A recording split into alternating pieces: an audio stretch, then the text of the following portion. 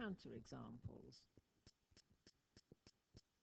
One counterexample is enough to show that a result isn't always true.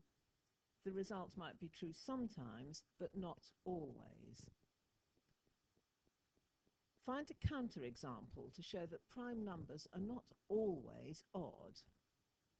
Think of one.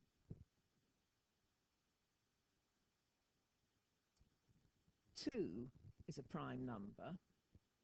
One counterexample is enough to prove that not all prime numbers are odd. The rest of them are. Draw a counterexample to disprove the conjecture that all quadrilaterals with 4 equal sides are squares. Here's a quadrilateral with 4 equal sides, but it doesn't have right angles, so it isn't a square.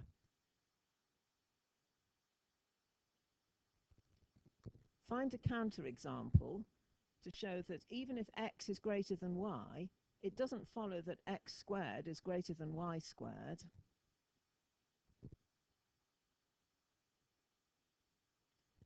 My example, x is 3, y is -4.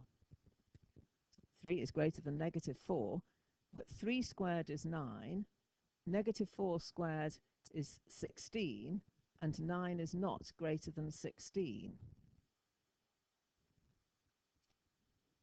Can you find a counterexample to disprove the statement that n squared minus n minus 1 is a prime number for any integer greater than 2? You might want to pause now because you have to go quite a way before you find one.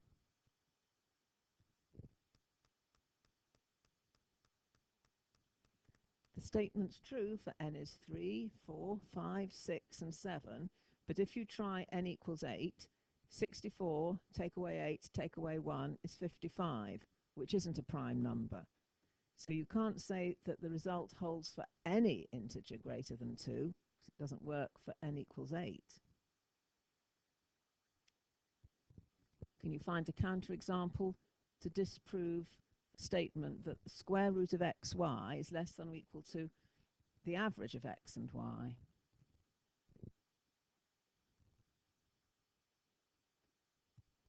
You could try any values of x and y which are both negative.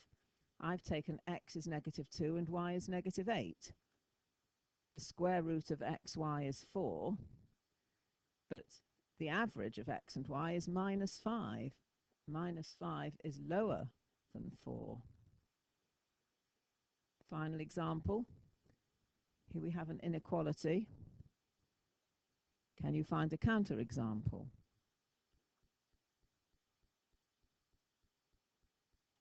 Works for any negative number. So I've used x is -2. 1 plus -2 is -1, and when you cube that, you get -1. And on the left-hand side, 1 plus 3 minus 1 is 3. So if x is -2, the inequality given is not true.